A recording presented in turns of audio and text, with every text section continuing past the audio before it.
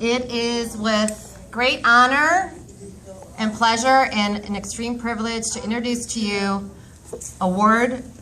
Emmy Award-winning medical journalist and producer of Vaxxed, Mr. Bigtree.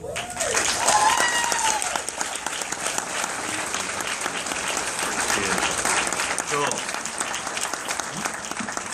Thank you. Wow, look at this audience. Fantastic.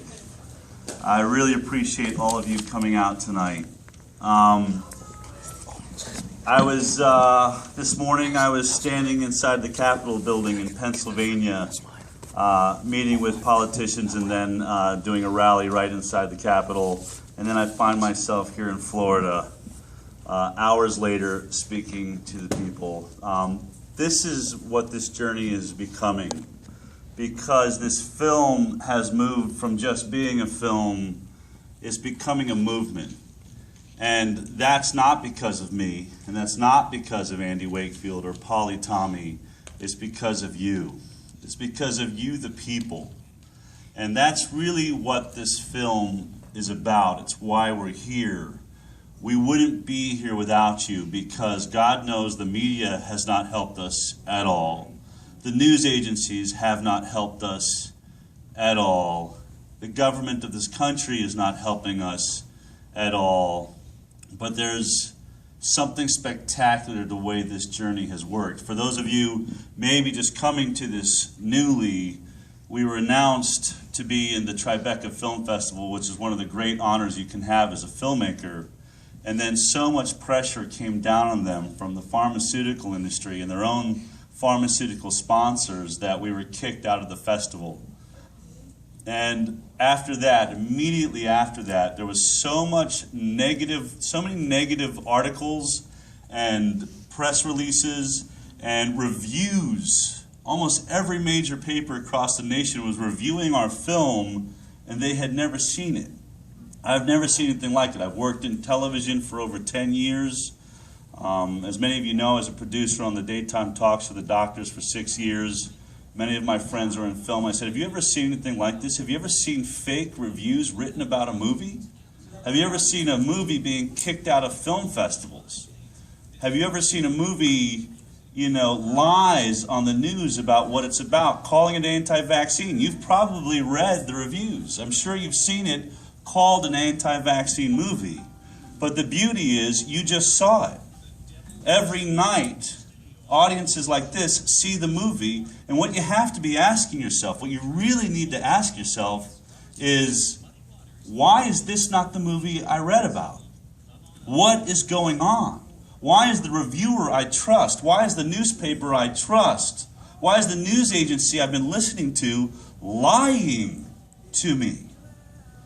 That's one of the biggest problems I think this film has uncovered, is that we no longer have a free press. Our press is now owned by industries, and specifically the pharmaceutical industry. But what I want to say is, in all of their attempts to censor this film, starting on April 1st when we opened in one theater, in the end it's really worked to our benefit. And that's because normally you would release a documentary like this across the nation. You'd get maybe 2 or 3 weeks in the theater, and then you just disappear in a flash. But because we've been fought and censored, kicked out of theaters, kicked out of festivals, we've had to fight to get into every single theater we've gotten into.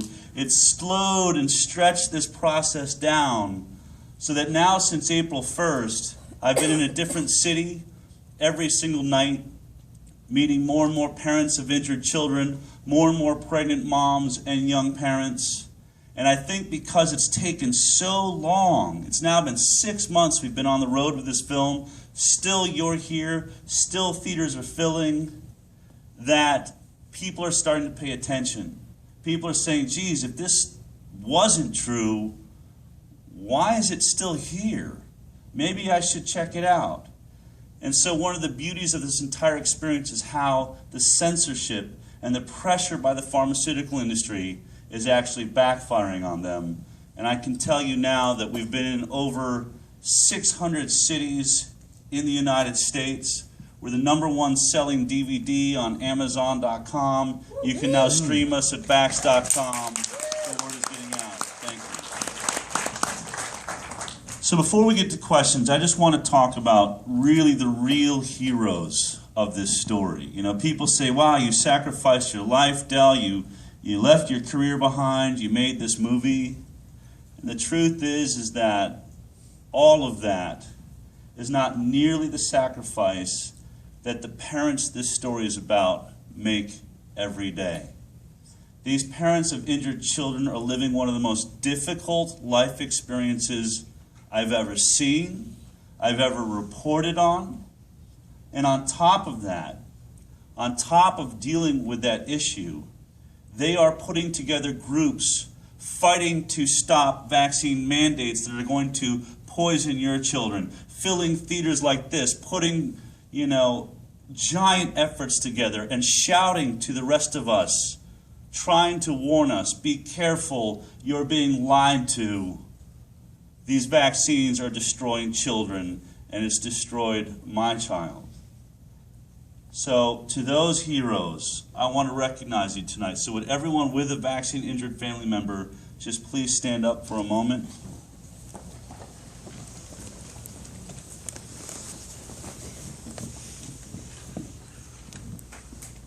Thank you.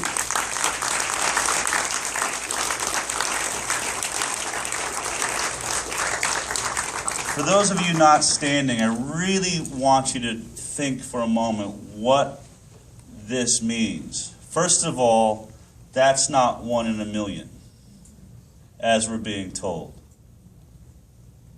That is way too many damaged children. And I assure you, when we started these screenings, it used to be 3/4 to half the audience would stand up. So I'm glad to see that the film is getting more reach. But if you didn't stand, think about that moment. Your healthy child is running around your house, laughing, smiling, maybe saying their first words. I love you, Mom. I love you, Daddy. And then you take them giggling, laughing, you strap them in their car seat, they're fighting you the whole way, you get them into the doctor, they give them 5 to 7 vaccines all at one time, and then for some you never, ever hear their voice again. They never say, I love you, Mommy, ever again. Some of them lose the ability to walk, the ability to talk. And for those that do very well, and you start working on their intestinal issues, and you take the right course, maybe you start to see some progress. But think about that moment. If that is not the most tragic experience you could have, for all these doctors and people on the news that say, oh, these parents are just looking for an excuse, I can tell you something about having met now more families of vaccine injury than probably any human being in the world. The last realization these parents ever wanted to have was that it was the vaccine that did it, because that made it their fault. And that's a burden they never get out from under. Even though I want to say that's ridiculous, and I hope you all don't carry that guilt, that is the guilt the parents carry. They would love to have it just be a DNA issue that they could do nothing about. But to come all the way around and realize I could have made a different choice, and my child would be healthy, going to college, maybe going to Harvard, I assure you, coming forward and blaming the vaccine is the hardest thing these parents ever have to do. And then when they come to the doctor, imagine this moment, your child's no longer talking, maybe having seizures, and you come to your doctor and you say, they're not the same after the vaccine, something's wrong, you've got to help me. The doctor says, oh, it's not the vaccine, that's just a coincidence. No, it can't be a coincidence. I know my child. I've been paying attention to every move, every breath, every hiccup, every fever, every cough. I am telling you, this vaccine has taken my kid away. If you continue to talk like that, then the doctor says, would you like to speak to a therapist? Maybe you're not able to handle this right now. And if that doesn't shut you up, and you continue to blame the vaccine, the doctor doesn't step up to help you, doesn't step up to show you treatments to maybe get the heavy metals out of your child's body, start trying to deal with the diarrhea and the intestinal issues, they call CPS. And now you find yourself fighting to maintain custody of your beautiful child that has been severely harmed by this lie. That is happening every single day in the United States of America. That is unacceptable. It's unacceptable to me. And that's why I'm here. So for every parent that stood up, I want you to know that we are not going to stop till everyone has seen Vaxxed, until everyone in the world knows you are the ones that have been telling the truth all along. Thank you for being here.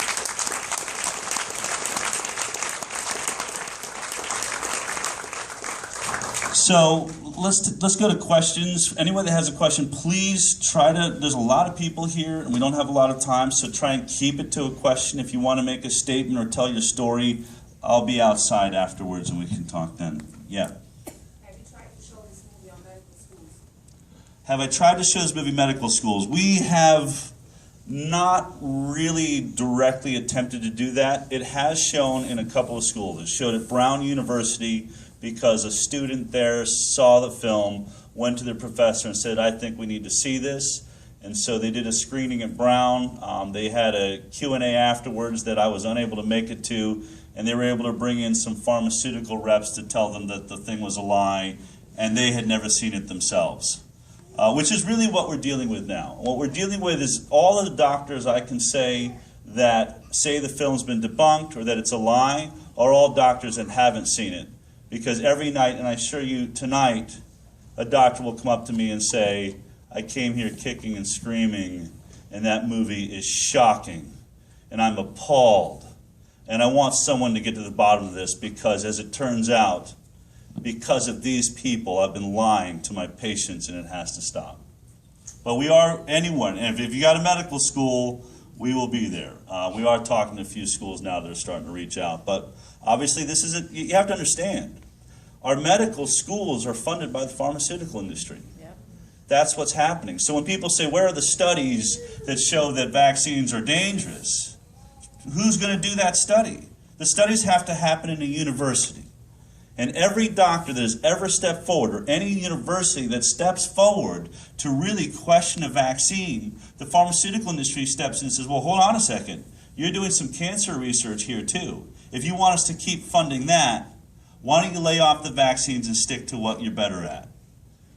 Idle threats, just like Andy Wakefield, destroy your career. Right now in California, where I live, we have obviously the worst law ever passed on vaccines. The government now essentially owns my baby and my 7-year-old, and they'll vaccinate them with everything they want, whenever they want, however they want, if I want to have them in the public school that my taxes are paying for.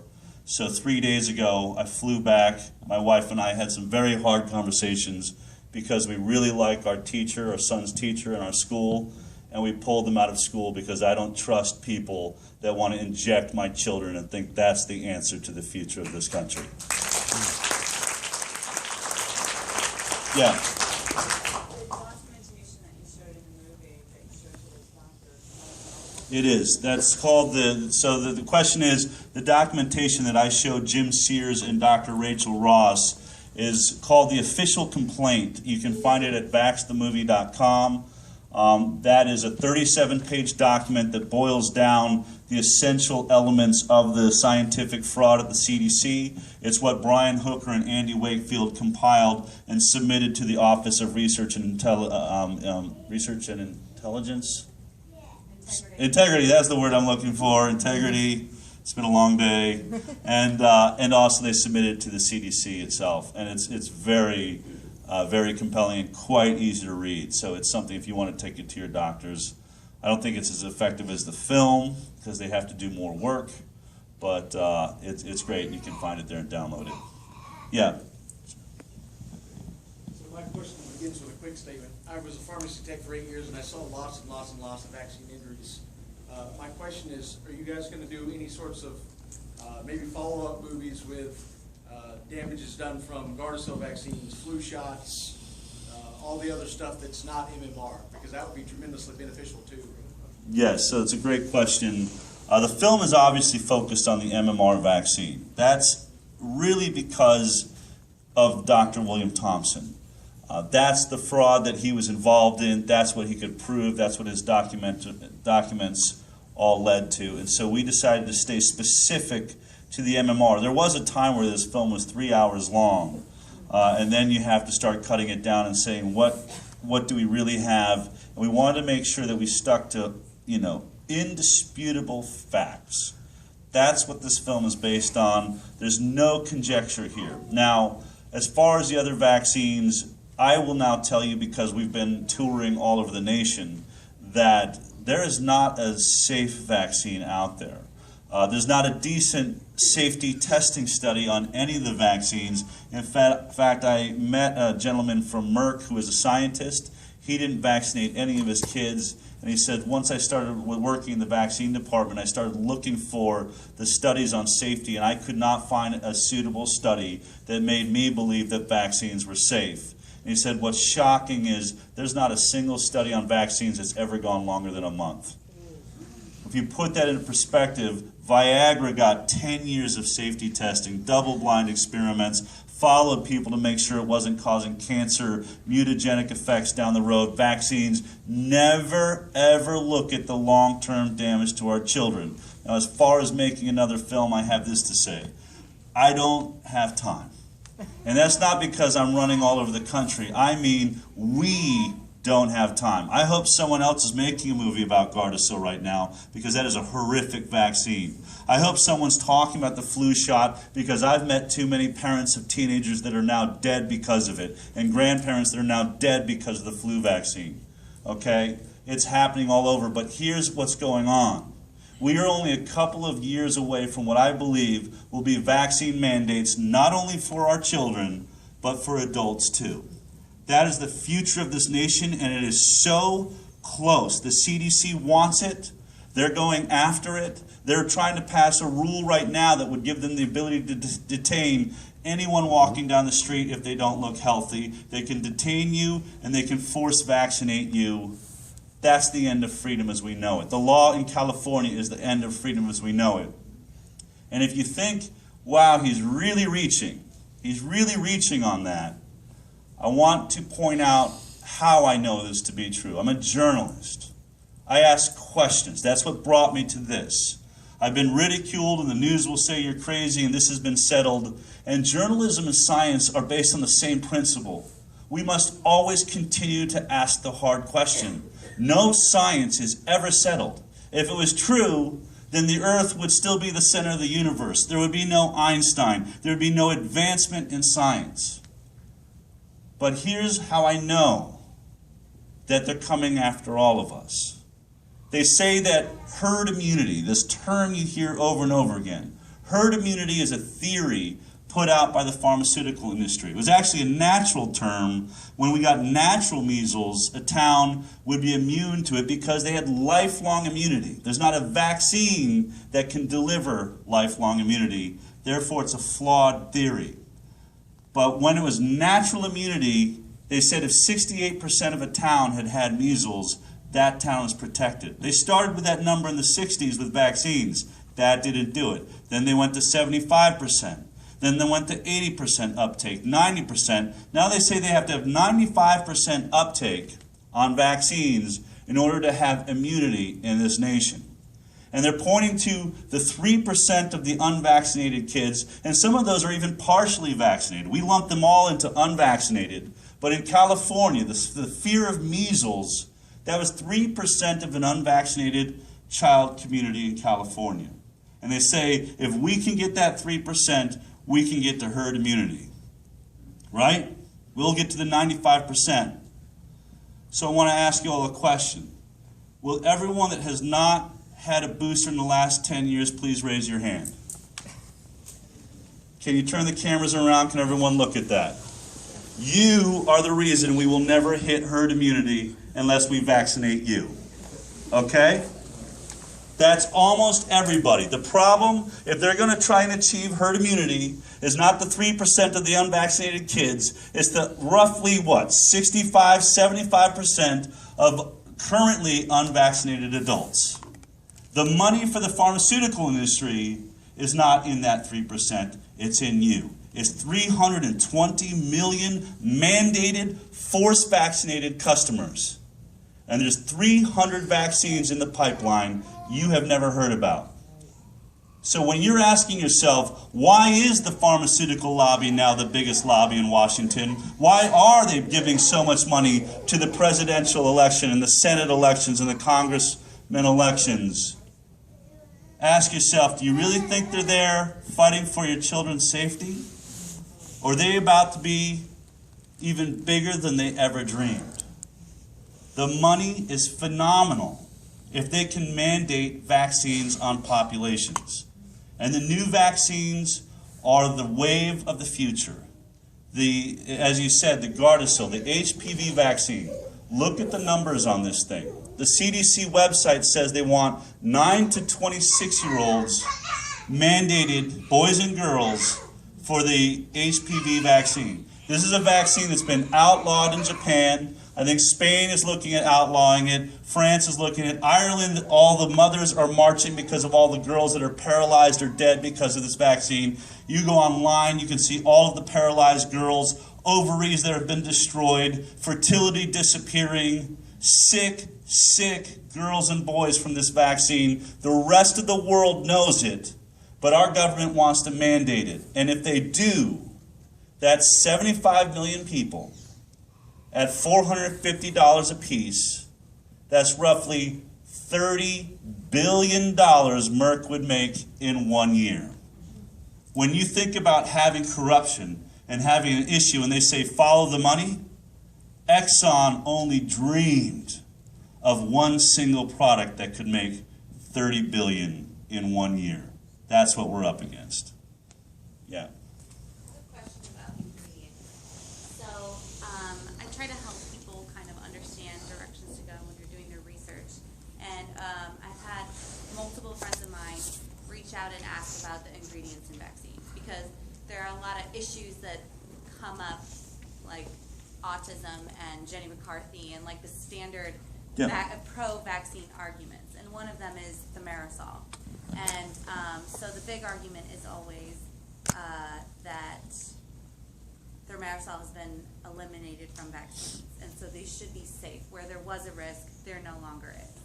And so what's the best way to communicate to people that their argument around thimerosal being the risk and it only being in flu shots and maybe a meningitis shot? Right. How do you communicate how these ingredients are affecting it and that it's not actually the case? So the question is, for those of you in the back that can't hear it, the question is, what are the ingredients? How do you have a conversation with your friends that say they took thimerosal, the mercury-containing ingredient, out of most of the childhood vaccines, now they're safe? This is an issue that even happens on all sides of this discussion is, what is the danger of vaccines? Was it always just a mercury issue, and now that the mercury's been taken out? The truth is it's still in the flu shot, so let's not kid ourselves. There still is trace amounts of the mercury throughout our vaccines, and now we're giving flu shots to pregnant women. And if you read the vaccine insert, it's never been tested on pregnant women. And actually this year, with this push for flu shots on pregnant women, the infantile death rate, the sort of death in utero, just outran the death of babies in their first year. So we now know that women are probably miscarrying because of these vaccines, so it's really horrific. But mercury is not the only issue. The MMR vaccine never had mercury in it because it's a live virus vaccine. And though it's given, many people say, well, it was always given with another mercury vaccine and people blame the MMR, but it was the other vaccines. The truth is that's not the case in the UK. In the UK, Polly Tommy, who's in our movie, she only got the MMR the day that she lost Billy. I've met many, many parents here that were spreading out their vaccines because they were worried about it. got the MMR and their child had seizures and never came back to them. So we know it's not just the mercury. With the MMR, one of the products that's very interesting is, and this comes from people that have argued that it's mercury. They say, well, the MMR was fine all the way to the mid-'80s, and then all of a sudden we see the spike in autism. It's probably the mercury-containing vaccines that really came online at the same time. I just read a study, though, that in the mid-'80s is when they started growing rubella, the R and the MMR, when they started growing rubella on aborted fetal tissue. The moment they did that, that DNA is being injected into our babies. That foreign DNA from an aborted fetus is being injected into all of our babies. And the second that happened, that's when we see the direct correlation and the spike in autism. So you have foreign DNA from aborted fetuses. Even if you don't have a religious objection to that, you should have a natural objection to that. That is not your own DNA. We don't just swap blood without looking at it. You can imagine all the issues. There's antifreeze in vaccines. There's polysorbate 80, which causes lesions on brains. MSG, that so many people are allergic to. Imagine it being injected. And then there's aluminum. Aluminum is such a dangerous, dangerous toxin. I think that we missed that because we were all cooking wrongfully, but in aluminum pans for so long. We're like, when we drink out of an aluminum can, it's fine. It's actually not, and you should stop that. But the truth is, injecting it is a major, major problem, and everywhere they took out mercury, they increased the amount of aluminum to make up for it because it's an adjuvant. It's meant to send your body into basically a toxic shock reaction so that it recognizes the viruses that are there. But the list goes on, and you should just say to your friends, just get the vaccine insert wrapped around the vaccine and read those ingredients. There's foreign animal DNA. You're injecting chimpanzees and horses into your children. I mean, none of this makes any sense. And certainly, if we were to think your body could survive something like that, you would do it one at a time, not 3 in an MMR. And if you read the MMR insert, it literally says this: do not deliver this vaccine with another live virus vaccine or the DTaP vaccine because it's never been tested. And then you look at the CDC schedule. It has chickenpox, a live virus vaccine, it has DTaP, and it has the MMR vaccine all being delivered on the same day. So the pharmaceutical industry has protected its own ass. It said, look, we put it in the paper. We didn't, we told you. We never tested it. But our doctors don't even look at that, and the CDC doesn't even care. And I'm not going to let Merck off the hook because this vaccine's been out for like 50 years. What are you waiting for? Why aren't we doing the test? Why aren't we testing what these vaccines do when they're all put into a baby at one time? If you said we want to combine 3 hypertensive drugs all at one time into one single drug like they did the MMR, they would be in safety tests for 10 years. You do that in vaccines and they say, well, 1 is safe, 2 is safe, 3 is safe. Together, they're all safe. It's like Clorox, great cleaning product. Now let's put it with ammonia, great cleaning product. They're safe by themselves. Let's combine them. Oh, geez, didn't realize it creates a cyanide gas, basically, that can kill you in your bathroom. That's how these scientists are working. None of this is being tested. And that's all I'm trying to achieve. I don't want to try and take vaccines away from people that believe in vaccines. I want you to have the safest products. I want them spread out appropriately. And I want real safety tests to make sure that all of this foreign DNA and aluminum toxic soup that they're putting into it really is okay. But that's not going to happen when we see the corruption at the CDC. Well, I will get to that.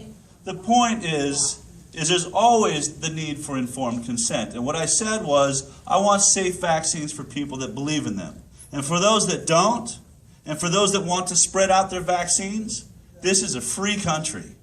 This is the United States of America. And where there's a risk, there has always got to be a choice. All right. In the back.